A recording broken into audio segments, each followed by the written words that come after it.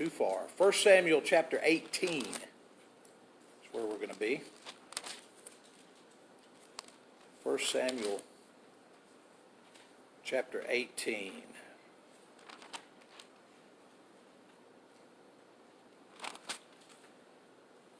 I want us to read the whole thing. It's a fairly lengthy chapter, but it takes you all the way from a new relationship in which Saul and David are friends, and Saul counts David as a hero and a great young man and is very pleased with him, all the way to the point where Saul and David are on the outs.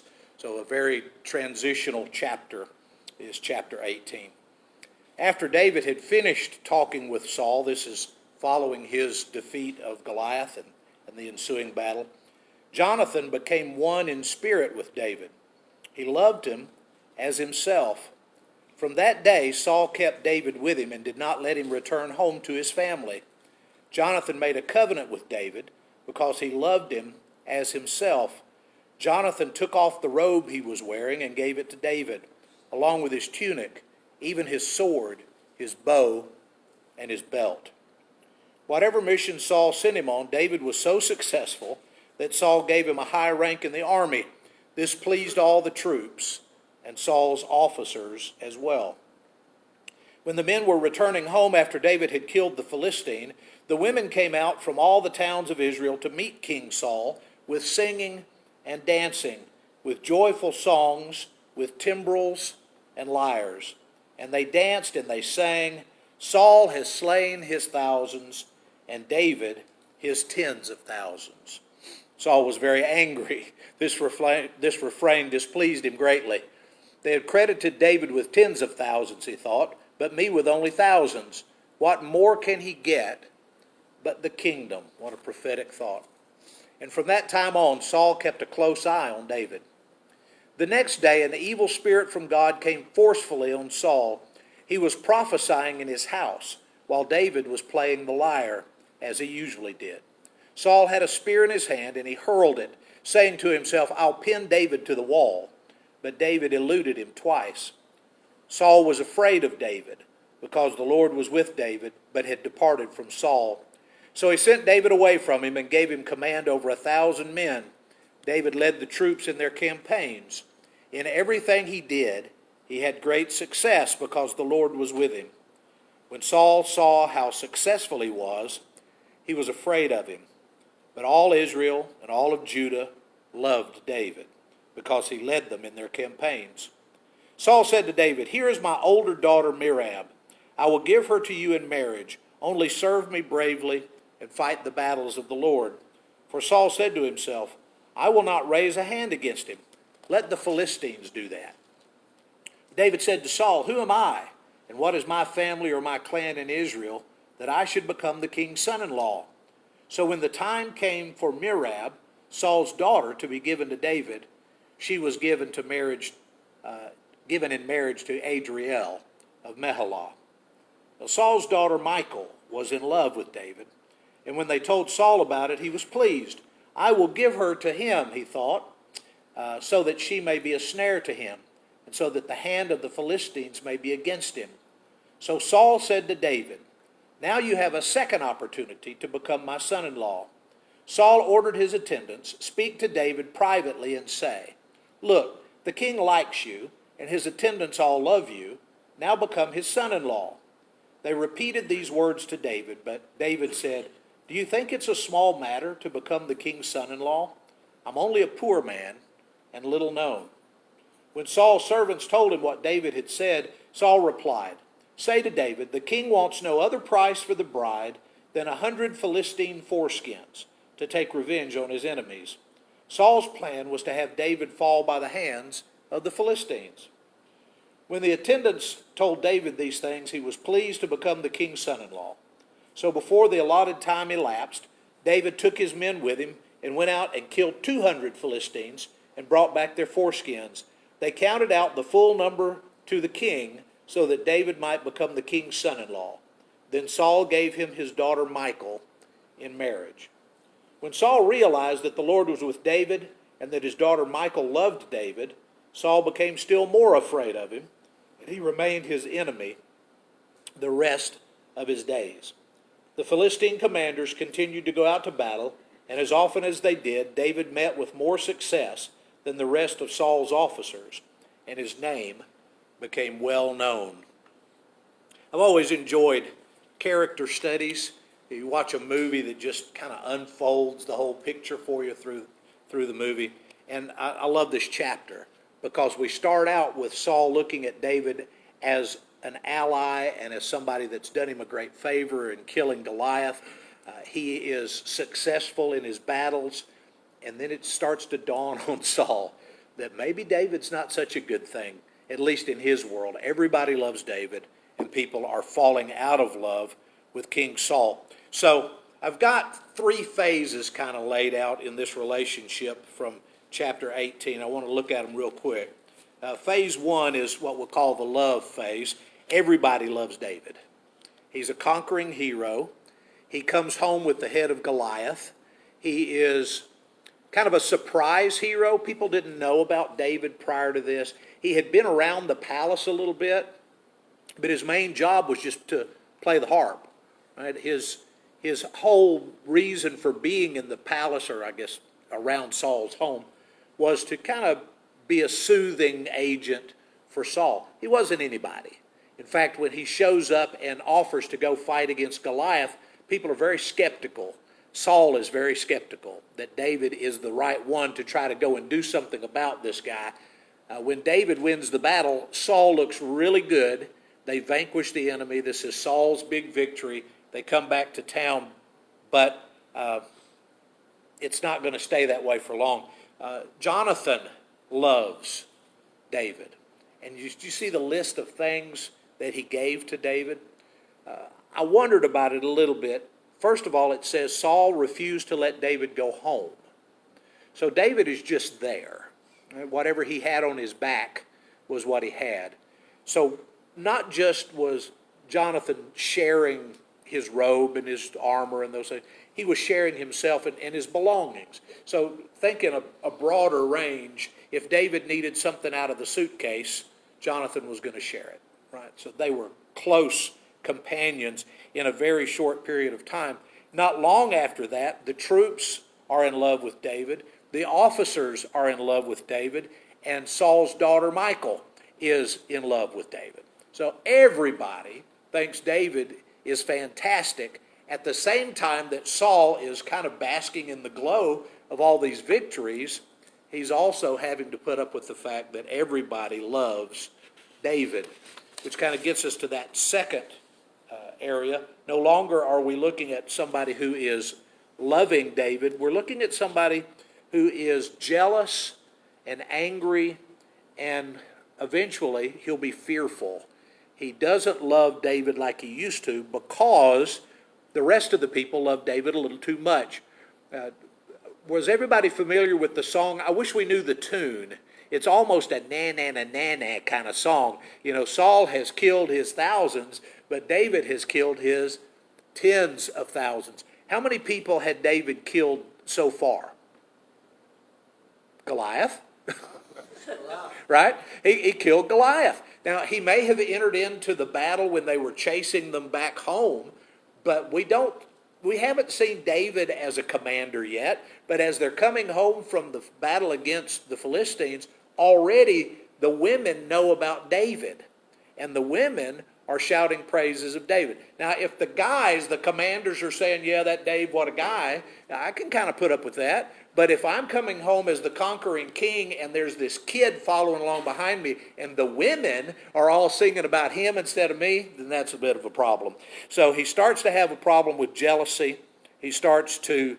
What do you reckon would happen if it just been reversed? If the people, instead of saying David killed 10,000, what if been, they said Saul killed 10,000, David 1,000? I think David's relationship with Saul would have been a lot better, a lot longer if they had praised Saul instead of David. But Kind of what I figured. Such was not the case. It kind of set Saul off. Yeah, it did. Think about Cain and Abel. right? Cain and Abel make their sacrifices. God comes and praises Abel for his sacrifice. And he doesn't chastise Cain. He doesn't put him down. He just praises Abel. And then Cain gets mad. And God says, well, if you do good, I'll praise you too. It's not a you versus him kind of thing. Then Cain gets mad and he kills Abel. We've got the same kind of thing here. Saul is not going to easily give up his prestige to this kid, even though David is a protege of Saul's, right? Saul found him. Saul brought him home. He is someone that Saul could be celebrating his success, but too many other people are celebrating his success as well. So when you're looking through eyes of anger and jealousy, all you see is bad stuff. So he starts seeing the bad in David instead of the good. He has outbursts of anger, outbursts of jealousy, to the point where he finally just decides that if he pins him to the wall with a spear, that would be the best outcome. So the evil spirit is on Saul, and he is, it says, prophesying in his home. Isn't that kind of an odd, when you think about the Spirit of the Lord came mightily on Samson, right? And then Samson does something on behalf of the Lord. But the evil spirit from the Lord comes mightily on Saul, and Saul is prophesying. Wonder what kind of prophetic life Saul had when he was under the influence of the evil spirit. But whatever was happening, Saul was very unhappy. He was in his depression. He was very down. David was playing the harp, trying to cheer him up as he would normally do. And Saul was so overcome by his emotions that he tried to kill David. Tried twice and was unsuccessful both times. Which, by the way, if you are wanting people to praise you for being a great warrior, and so you're going to kill David because of it, and you miss twice, that doesn't help your moxie as far as being a great warrior either. You're not, evidently his spear chucking was not as up to par as it might have been. If you see the negative long enough, you'll do anything to get rid of it. And the whole reason David was there in the first place was to help Saul get rid of this anger, this problem that he had in his life from this evil spirit. And then eventually, instead of appreciating David's help in trying to help him feel better, he attacks David. Some of you may have had this happen in your lives before, that people that are having difficulties in their life, you try to intervene and try to help them in some way, and you end up being the object of their derision, right? They come after you because you're the one closest, and even though you're trying to do something good for them, it's hard for them to allow you to do that. And then you get to phase 3, which is fear, right? If love makes us see the good, and anger and jealousy make us see the bad, then fear makes us see the danger. Right? It kicks in that self-defense mechanism. We've got to get them before they get us. So he goes from, I'm not going to let David go home, he has to stay with me, to, I don't want to see David anymore. Get him out of my sight. Keep him away from me. He wants to kill him. He wants to be rid of him. He can't just live and coexist with David. So he tries to come up with ways to kill him. Right? First, I'll put him over several detachments of soldiers. I'll send him out to fight against the Philistines. The Philistines will kill him. Unfortunately for Saul, David keeps winning. So how do you get happy about the fact that one of your leading commanders is winning all of his battles when it makes you look worse and him better? Right? So Saul can't get happy about winning the battles. So he says, well, maybe what I'll do is I'll give him my daughter. The first daughter, Merab, the older girl, it seems that the idea was try to just get influence in his life. If I'm his father-in-law, then he'll have to kind of fall into line with what I want, and so I'll marry him off to Merab. He backs away, says, I'm a poor guy. I can't afford a king's ransom to buy one of the king's daughters. I'm not in that money range, so I won't be able to do that. Eventually, he gives him Michal, who is already in love with him. We don't know what David's opinion of Michal was. if there was a mutual admiration, if they loved each other, or if it was just Michal. Through their time together, this is a pretty good match. David and Michal are a pretty good marriage as David's marriages go. David's a bit of a cheater, but Michal is pretty faithful to him. She helps him get away from Saul on occasion. She's a good wife to David. But the bride price is the interesting thing in this story, right? What I want you to do is go out and get me 100 foreskins from Philistines. So kill 100 Philistines, bring me their foreskins. It drove me to do some research on scalps, right? That it was kind of the same idea to prove your virility, to prove your ability to defeat the enemy. Bring back a piece of their scalp. And did research. Not just Native Americans did scalping. Europeans, after they got over here, did some scalping and paid Indians to do scalping for them. So there's a lot of stuff going on in this way. But it was a way of saying, here's how many I killed. Right? I attacked this place, and here's the 10 scalps that I brought back. And in David's day, for some reason, it just doesn't seem odd to these people that that's what Saul would ask. And David is more than pleased to take on this challenge. I want Michal for my wife, and all the king wants as a bride price is foreskins. I can get those by killing 100 people. So he goes out, takes his men, kills 200 guys, and then brings back the foreskins. And then there's that phrase that just jumps off the page at me. It says they counted them out to make sure that they had the full 200 payment. Now, if that's not weird, I don't know what's weird. But that's David paying off Saul for Saul's daughter. Right? So in no way does that make any sense in our particular time, in our particular situation. But again, we moved all the way from Saul looks at David and says, here's an asset, to Saul looks at David and says, here's somebody that's going to take over my throne, and I've got to do something about it. But through this entire chapter, all these things that are happening, Saul knows something, but he doesn't know what we know. Right? He still just sees David as a person of interest, not as the guy who's going to take his throne. He doesn't know that yet.